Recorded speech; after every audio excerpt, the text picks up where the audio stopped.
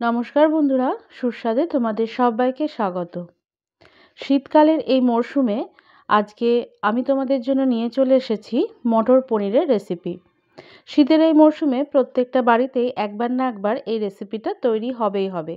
আর সেটা যদি হয় নিরামিষ দিনে, তাহলে আমার এই রেসিপিটা ফলো করে তোমরা বানিয়ে নিতেই পারো নিরামিষ মটর পনিরের এই রেসিপিটা। তাহলে রেসিপিটা শুরু করে দিই। তো প্রথমেই দেখো, আমি সাদা তেল নিয়ে নিয়েছিলাম। সাদা তেলের মধ্যে 1 চামচ মতো মাখন দিয়ে দিলাম। তারপর মাখনটা ভালো করে গলিয়ে নিয়েছি। সমস্তটা ভালো করে গরম হয়ে গেলে এখন এর মধ্যে দিয়ে দিলাম পনির। পনিরটা দিয়ে এটা মাঝারি আঁচে ভেজে নেব। আর পনিরটা কিন্তু আমি এখানে ক্রিম পনির ব্যবহার করেছি। পনিরটা একটু বড় বড় টুকরো করে কেটে নিতে হবে। পনিরের দুটো দিকই উল্টে পাল্টে নিয়ে হালকা বাদামি রং ধরা পর্যন্ত ভেজে নিতে হবে। পনিরটা দেখো দুটো দিকই ভাজা হয়ে গেছে। এখন পনিরগুলো আমি তুলে নিচ্ছি। এই প্রসঙ্গে তোমাদের একটা কথা বলে রাখি, যদি ক্রিম পনির তোমরা ব্যবহার করো তাহলে পনিরটা শুধু ভাজলেই হয়ে যাবে। আর যদি ক্রিম ছাড়া পনির তোমরা ব্যবহার করো, সেক্ষেত্রে পনিরটা ভেজে তুলে নেওয়ার পর ঈষদুষ্ণ জলে সামান্য একটু নুন দিয়ে এই পনিরটা দিয়ে মিনিট 10 জন্য ভিজিয়ে রেখে দেবে। এখন ওই তেলের মধ্যেই দিয়ে দিচ্ছি কাঁচা লঙ্কা আর কয়েকটা আদা কুচি। এটা দিয়ে কয়েক সেকেন্ড নাড়াচাড়া করে নেব। তারপরে এর মধ্যে দিয়ে দিচ্ছি টমেটো কুচি। এখন এর মধ্যে দিয়ে দিলাম কয়েকটা কাজু বাদাম আর দিয়ে দিচ্ছি ধনেপাতা। এখন এর মধ্যে সামান্য একটু নুন দিয়ে দিলাম, খুব সামান্য পরিমাণই দিয়েছি যাতে টমেটোটা একটু তাড়াতাড়ি নরম হয়ে যায়। তো এটা দিয়ে কয়েক মিনিট নাড়াচাড়া করে নিলাম। টমেটোটা বেশ কিছুটা নরম হয়ে গেছে। আরও কিছুটা খুন্তির সাহায্যে আমি একটু চেপে চেপে নিয়ে এটাকে স্ম্যাশ করে নিচ্ছি।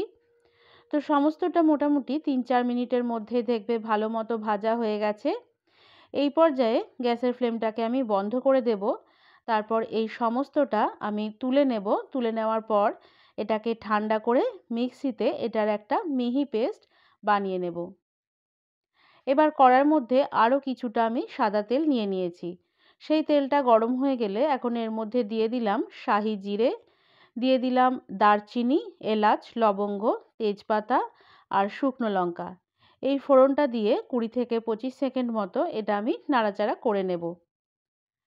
এটার থেকে বেশ যখন সুগন্ধ বের হয়ে আসবে, তখন এর মধ্যে দিয়ে দিচ্ছি কড়াইশুঁটি।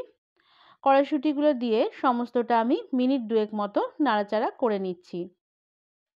এটা কিন্তু খুব বেশি ভাজার দরকার নেই। মিনিট 2 নাড়াচাড়া করে নেওয়ার পর আমি এর মধ্যে যে পেস্টটা তৈরি করলাম সেই পেস্টটা দিয়ে দিলাম আর পেস্টের বাটি ধোয়া জলটাও সামান্য একটু দিয়ে দিলাম। এখন এটাকে 2 থেকে 3 মিনিট মতো নাড়াচাড়া করে নিতে হবে। এবার এর মধ্যে কিছু মশলা দিয়ে দেব। তার জন্য প্রথমেই দিয়ে দিলাম হলুদের গুঁড়ো, কাশ্মীরি লঙ্কা গুঁড়ো, দিয়ে দিচ্ছি ধনে গুঁড়ো আর দিয়ে দিলাম জিরে গুঁড়ো। এই সমস্ত মশলাগুলো দিয়ে এটা ভালো করে কষে নিতে হবে।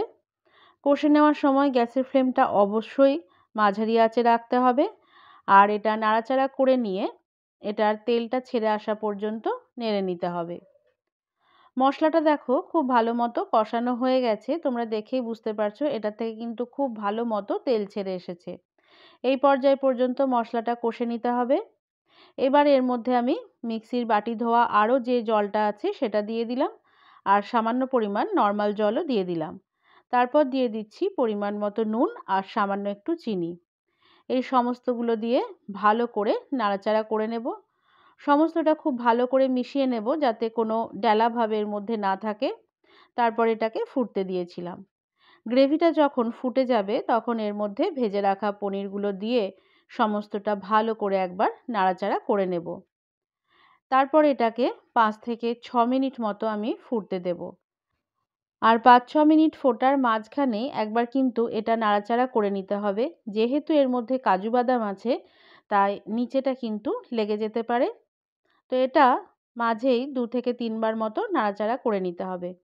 এখন দেখো গ্রেভিটা যখন ঠিক আমি যেরকম দেখালাম সেই পর্যায়ে আসবে, এই পর্যায়ে এসে গ্যাসের ফ্লেমটা একদম লোয়ে করে দিয়ে এর মধ্যে দিয়ে দিচ্ছি মাখন আর এর মধ্যে দিয়ে দিচ্ছি দুধের সর।